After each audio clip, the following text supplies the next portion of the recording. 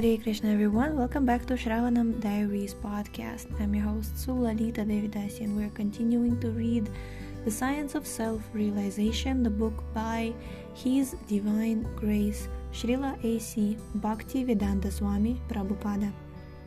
Chapter 5, Practicing Yoga in the Modern Age, and the section is called Appearance of Lord Chaitanya. Our apologies for the technical noise in the back. We'll try to remove it in the further episodes. And right now in Mayapur there is a festival, Gaura Purnima festival, the biggest festival in the year, and that's why yesterday, I'm sorry, we were doing flower dresses. We were not able to record the episode, so today is 2 in 1. Yes, so let's, without further ado, let's start. Hare Krishna. What is the problem of our lives? That we do not know. Modern education never gives enlightenment about the real problem of life. That is indicated in the Bhagavad Gita. Those who are educated and are advancing in knowledge should know what is the problem of life. This problem is stated in the Bhagavad Gita.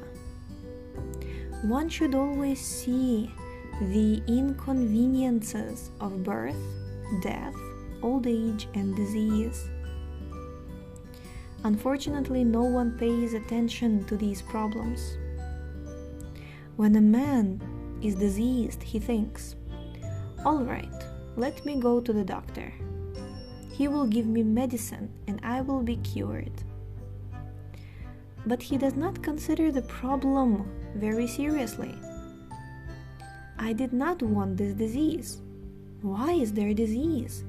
Is it not possible to become free from disease? He never thinks that way. This is because his intelligence is very low grade, just like that of an animal. An animal suffers, but it has no sense. If an animal is brought to a slaughterhouse and sees that the animal before him is being slaughtered, he will still stand there contentedly eating the grass. This is animal life. He does not know that the next time it will be his turn and he will be slaughtered. I have seen it.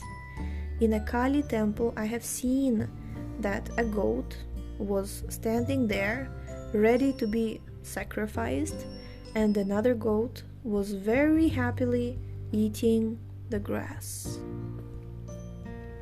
Similarly, Maharaja Yudhishthira was asked by Yamaraj, "What is the most wonderful thing in this world? Can you explain?" So Maharaja Yudhishthira answered, "Yes, the most wonderful thing is that at every moment one can see that his friends, his fathers, and his relatives have died. But he is thinking, 'I shall live forever.' He never thinks that he will die, just as an animal never thinks that at the next moment he may be slaughtered. He is satisfied with the grass, that's all. He is satisfied with the sense gratification. He does not know that he is also going to die.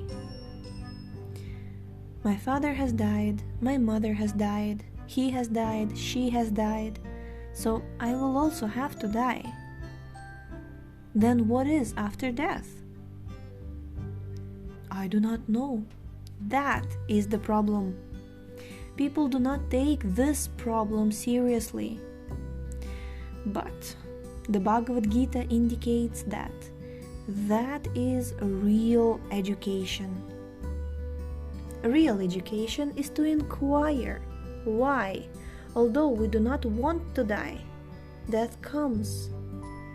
That is a real inquiry. We do not know, we do not want to become old man. Why does old age come upon us. We have many problems, but this is the sum and substance of all of them.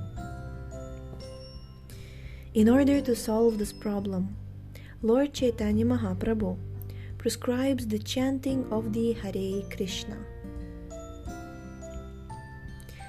As soon as our heart is cleansed by chanting this Hare Krishna mantra, the blazing fire of our problematic material existence is extinguished. How is it extinguished?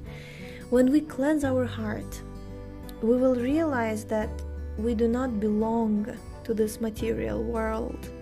Because people are identifying with this material world, they are thinking, I am an Indian, I am an Englishman, I am this, I am that.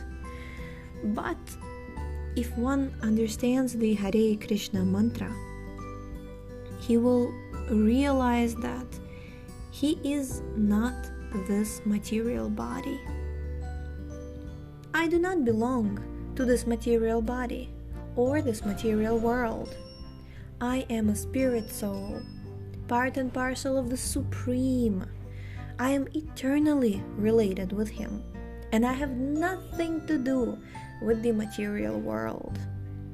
This is called liberation, knowledge. If I don't have anything to do with this material world, then I am liberated.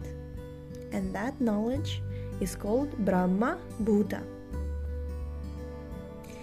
A person with this realization has no duty to perform.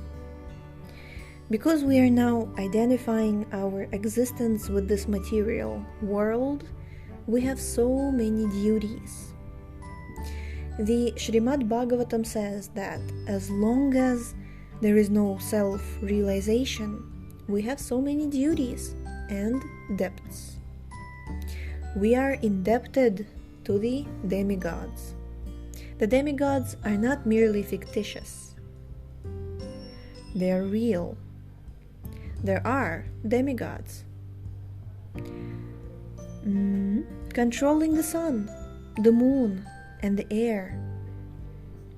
Just as there are directors of government departments, so for the heating department there is the sun god, for the air department there is Varuna, and similarly there are other departmental demigods. In the Vedas they are described as controlling deities, so we cannot neglect them. Also, there are great sages and philosophers who have given us knowledge, and we are indebted to them. So as soon as we take birth, we are indebted to so many living entities, but it is impossible to liquidate all these debts. Therefore, the Vedic literature recommends that one take shelter of the lotus feet of Krishna. And Krishna says, quote, "If one takes shelter of me, then he does not have to take shelter of anyone else." Unquote.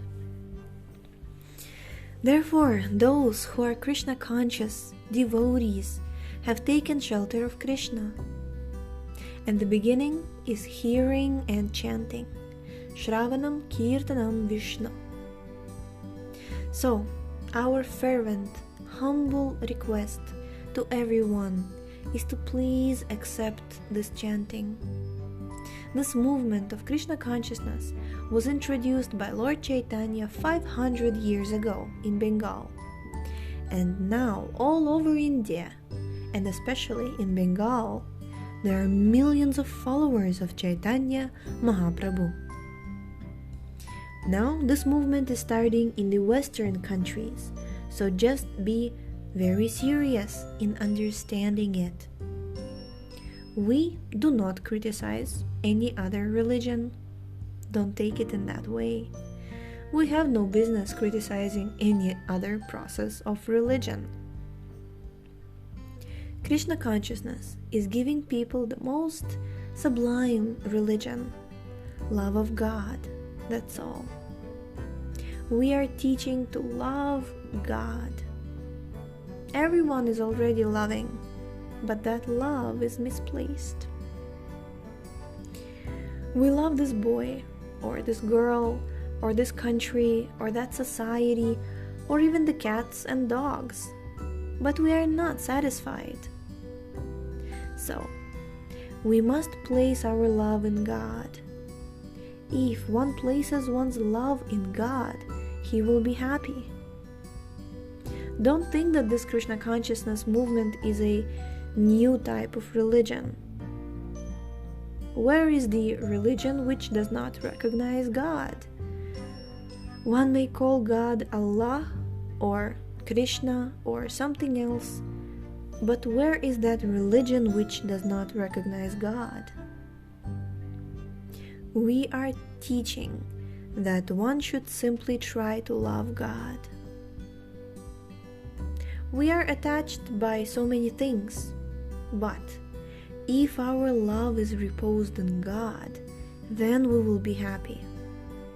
We don't have to learn to love anything else. Everything else is automatically included. Just try to love God. Don't try to love just trees or plants or insects. This will never satisfy. Learn to love God. That is Chaitanya Mahaprabhu's mission. That is our mission. Yeah, we have completed this section, and tomorrow we shall start the next section, which is entitled Chanting the Hare Krishna mantra. One of these days we will also record a longer episode to include 2 episodes. Now I'm counting 2 episodes that we have missed in the previous days. So yes, we shall work on being more consistent. Thank you so much for tuning in today. The link to this book is in the description. Check out our website, shravanamdiaries.com. We shall see you next time. Hare Krishna.